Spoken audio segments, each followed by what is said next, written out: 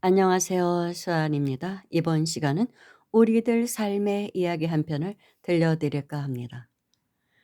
갑자기 베스트셀러 작가가 되었던 한 여류 화가가 겪었던 고통. 오래전에 저하고 인연이 있었던 분이에요.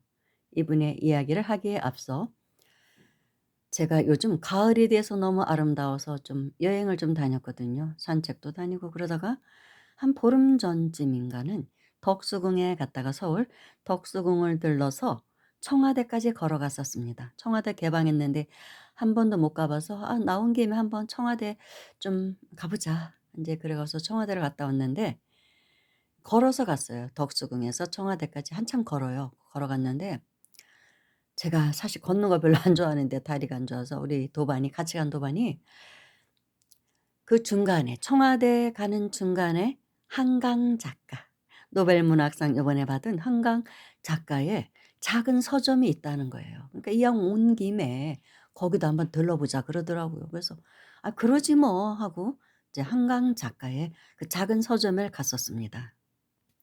지금 화면에 보이는 이 가게입니다. 그런데 너무나 썰렁한 거예요. 그래서 '어 왜 이러지?' 제가 뉴스에 봤을 때는 그 가게 앞에 수많은 사람이 줄 서 있는 게 보였거든요. 아무도 없어요. 그리고 문이 닫혔더라고요. 그 창문도 커튼 내려 있죠. 그리고 종이 한 장이 붙어 있어요. "당분간 휴업합니다. 가게 문을 닫습니다. 양해 바랍니다." 이런 글이 써 있더라고요. 팻말 하나가 붙어 있더라고요. 그래서 좀 아쉽긴 했어요. 근데 뭐 그럴 수도 있지 하는 그때 탁 떠오른 것이 이 여류화가 오늘의 주인공인 그분이 탁 생각이 나면서 '그래 한강 작가도 어딘가로 숨었구나.' 제가 드는 생각은 그랬어요. 그분이 그런지 어쩐지는 모르지만 얼마나 많은 사람들이 찾아오겠습니까. 시달림이 심하죠. 이분도 견디다 못해 어딘가로 참석하신 게 아닌가. 또 뭐 각종 행사도 참석하셔야 되고 하니까 그런 느낌이 탁 들더라고요. 그래서 그 심정이 이해가 가더라고요. 그래서 아내를 이렇게 들여다봤어요. 그랬더니 이제 책이 좀 꽂혀 있고 아주 작은 자신만의 서점이고 공부방 같아요. 거기서 뭐 글도 쓰시고 그러시지 않았나. 책상도 놓여 있고 그렇더라고요. 그래서 인제 뭐 다시 나와서 인제 청와대로 갔죠. 청와대로 걸어갔는데 이제 물론 저는 인제 이 한강 작가의 책은 죄송스럽지만 아직 읽지를 못했습니다. 왜냐하면 제가 요즘은 소설책을 전혀 안 봐요. 영성 쪽 아니면 그런 책은 또 소설책은 사지도 않고 읽지도 않고 근데 크게 또 관심을 갖지 않습니다. 옛날에는 뭐 이제 주로 문학 서적을 많이 읽어서 노벨 문학상 탄 책들은 뭐 거의 다 읽을 정도로 제가 했지만 지금은 그렇지는 않습니다. 근데 우리 도반이 인제 가자고 해서 들렀다가 간 것이죠. 근데 아무튼 저는 그 한강 작가의 그 닫힌 가게 문을 보면서 오래전에 인연이 되었던 정말 잊혀졌던 한 여류 화가가 생각이 난 거예요. '아 그분이 겪었던 고통을 한강 작가도 겪고 계신 것인지도 모르겠구나.' 이 여류 화가분은 원래는 인제 미대 나와서 화가인데 어느 날 자신의 자서전을 한 권 냅니다. 그리고 그 책이 일약 베스트셀러가 돼 가지고 30 년쯤 됐을 거예요 그 책이 나온 게. 한 60만 부가 팔렸어요 그 당시. 60만 부면 엄청난 거예요. 일약 스타가 되었습니다. 거기다가 이분이 굉장히 아름다워요 미모가. 한 폭의 수채화 같이 생긴 사람입니다. 심성도 그렇고 너무나 아름다운 사람이에요. 그래서도 유명해진 사람이기도 합니다. 그리고 그분의 책의 자서전이 그러니까 유학생을 오스트리아 유학했을 때 그때 이야기, 사랑하는 남편을 만나서 연애해서 결혼한 이야기. 그리고 그러다가 쫄딱 망해 가지고 남편이 사업이 망해서 강원도 어느 깊은 산속에 들어가서 산장을 하나 개척하고 산장을 짓게 됩니다. 남편이 건축가 나왔나 아무튼 뭐 그런 좀 예술가 쪽 그런 사람이었어요 남편도. 그래서 지어서 그 산장이 굉장히 유명해졌어요. 그래서 많은 예술가들이 찾아오고 그랬던 분입니다 그분이. 그래서 이제 그 성공을 한 것이죠. 재기를 하고 그러다가 인제 아이들이 크니까 그 깊은 산속에서 교육하기 힘들잖아요. 그래서 이제 정리를 하고 팔아서 신촌에 와서 또 그 산장같이 생긴 그 아름다운 이 카페 건물을 짓습니다. 레스토랑 겸 카페. 이제 그런 건물을 져요 그분이. 그래서 거기서 사시면서 예 그 삶의 여정을 쫙 담은 정말 한 폭의 수채화 같은 그런 삶을 산 분이에요. 굉장히 강인해요. 생김새는 정말 너무나 여리여리한 코스모스 같이 생겼는데 굉장히 또 강인한 분입니다. 그리고 이 신촌에 그 카페 차려서 오셨을 때 남편이 또 암에 걸려서 돌아가시게 돼요.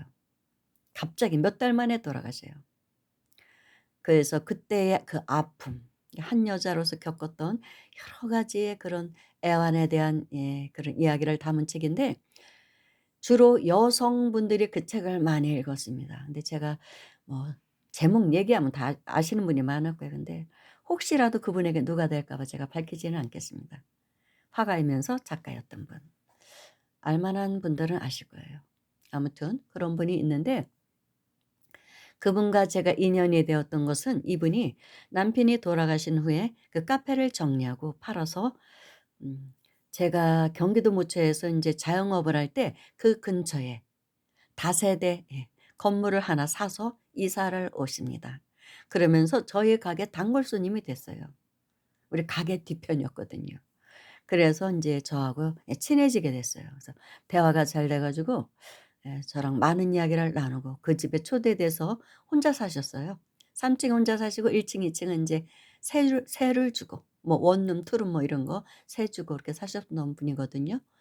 그래서 그 집에 놀러 가서 같이 예 차도 마시고 맥주도 한잔 하고 하면서 그 책에는 다 못한 이야기들이 있죠. 누구나 다 그 비화가 있거든요. 그런 이야기도 진솔하게 자신의 삶에 대한 이야기 반드시 아름다운 것만은 아니었다.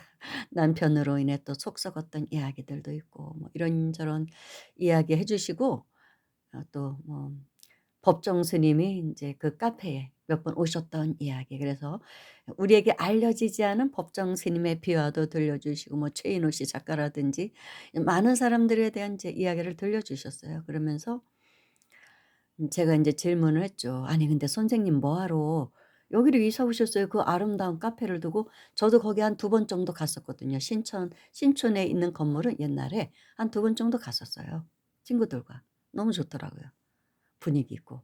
근데 왜 그 건물을 그래도 이제 운영은 힘드셨겠죠. 남편이 돌아가시니까 그런 것도 있지만 다른 이유가 있었더라고요. 또 여러 가지 또 사연이 있고 그중에서 한 가지는 팬들에게 너무 시달려서 견딜 수가 없었대요.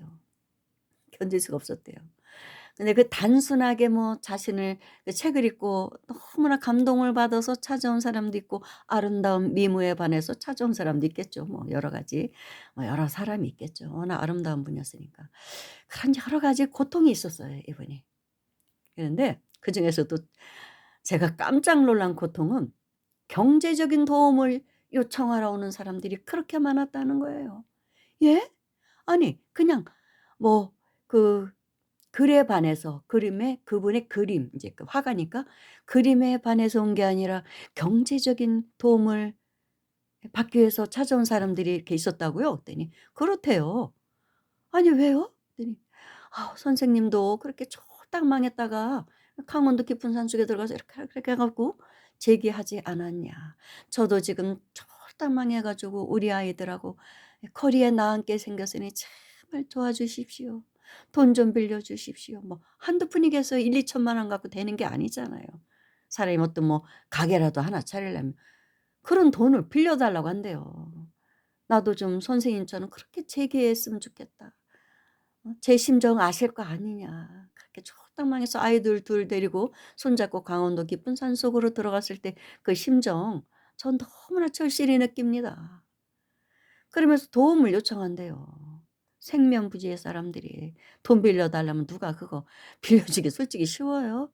물론 돈을 많이 벌었죠. 책을 써 가지고 6 0만부 팔렸으니까 엄청나게 인쇄만도. 아 근데 그게 한두 사람이죠. 그리고 어떻게 그걸 다 도와줘요. 그냥 뭐 이렇게 예술인들 작가들 중에는 이제 그림 그리는 사람이나 글 쓰는 사람 중에 가난한 분들이 많거든요. 이름 없는 분들은. 근데 그분들은 좀 돕기도 하고 그랬었던 것 같아요. 이분이 인정이 엄청나게 많은 사람이에요. 굉장히 베풀고 사는 분이에요. 마음이 너무 착해요. 그래서 제가 "아우 선생님 그 옷 너무 예쁘네요." 하면은 그 얘기를 안 하는 게 좋아요. 그냥 벗어 줘요 저보. "아우 그래 이거 내가 벗어 줄까?" 우리 가게에 오셨다가 옷들이 하나 그냥 이렇게 벗어 주고 가셔요. 목걸이도 "이것도 줄까?" 하면서 주고 목걸이도 저한테 해 주시고 그렇게 마음이 여리고 좋으신 분이에요. 그냥 뭐라도 남한테 베풀고 싶고 그런 분이거든요. 그러니 얼마나 힘들었겠어요. 그런 여린 심성을 가진 분이 얼마나 힘들었겠습니까.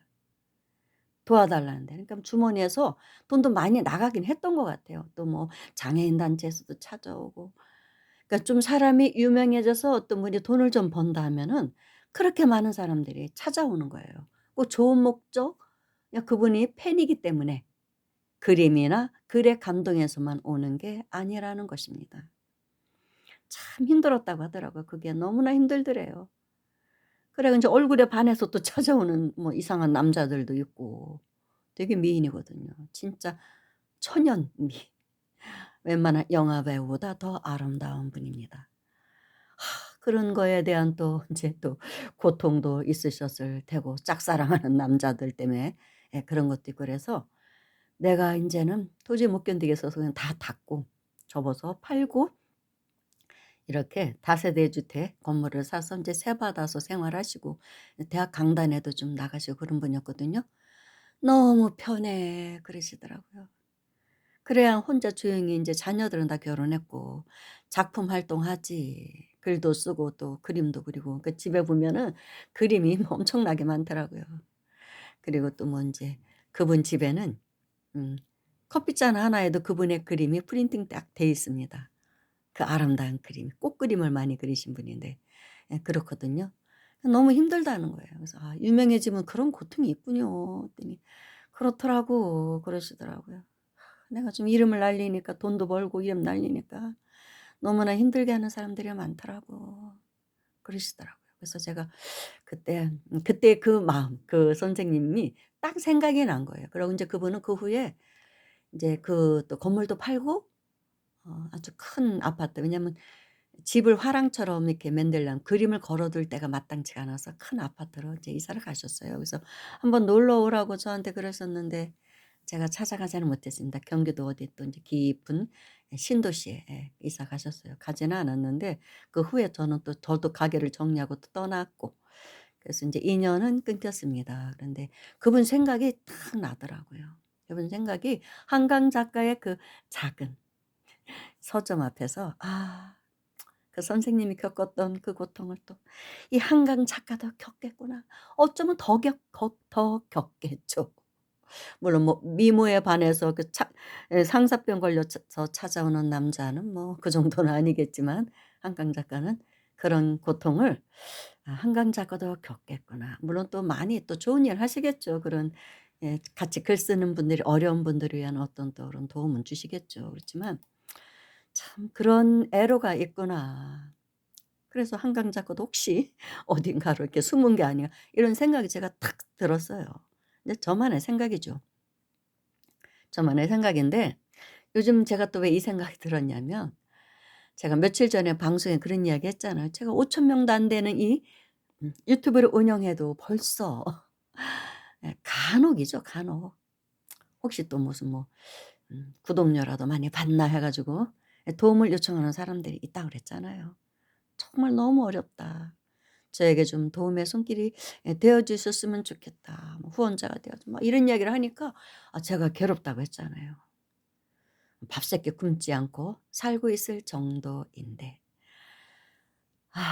진짜 예 이런 예 고통이 있는 거예요. 사람 만나는 게 반드시 쉬운 것만은 아니에요.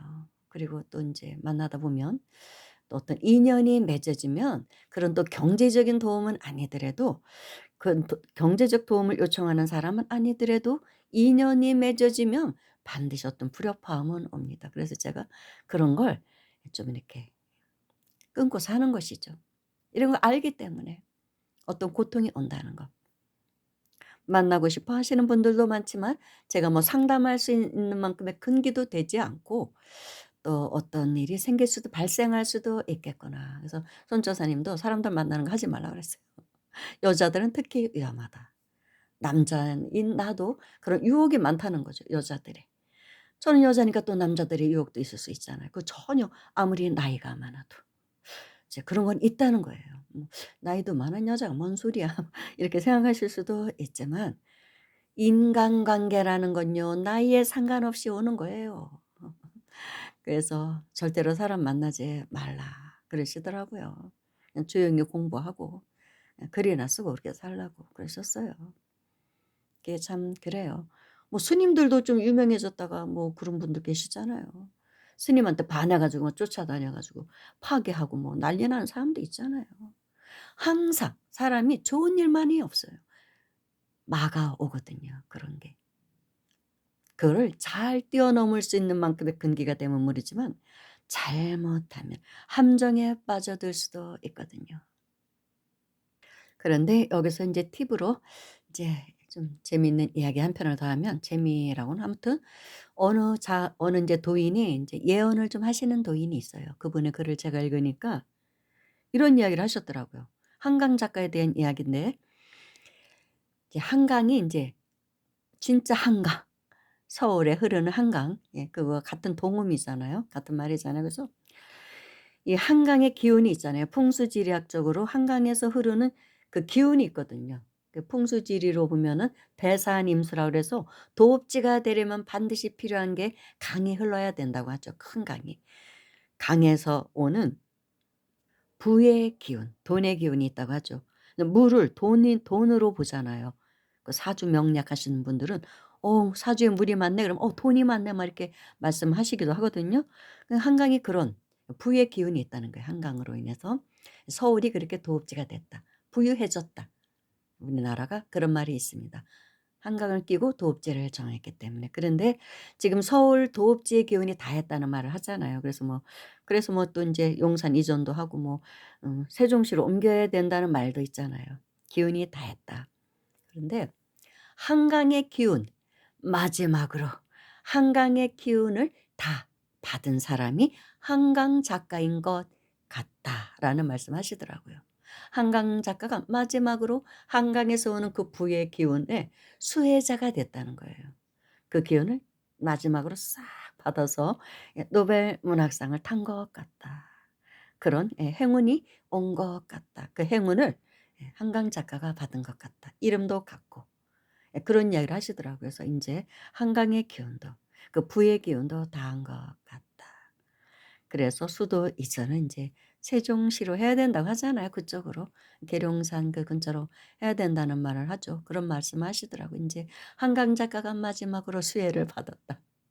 그런 말씀하시는데 뭐 맞는 말인지 틀리는 말인지 아무튼 뭐 이런 뭐 예언하시고 풍수지리 얘기하시는 분들은 어떻게 보면 뭐 귀에 걸면 귀걸이고 코에 걸면 코걸이고 뭐 들으면 쏠깃하긴 하죠. 이분 말 들으면 '그 맞는 것 같다네.' 저분 말 들으면 '그것도 맞는 것 같다네.'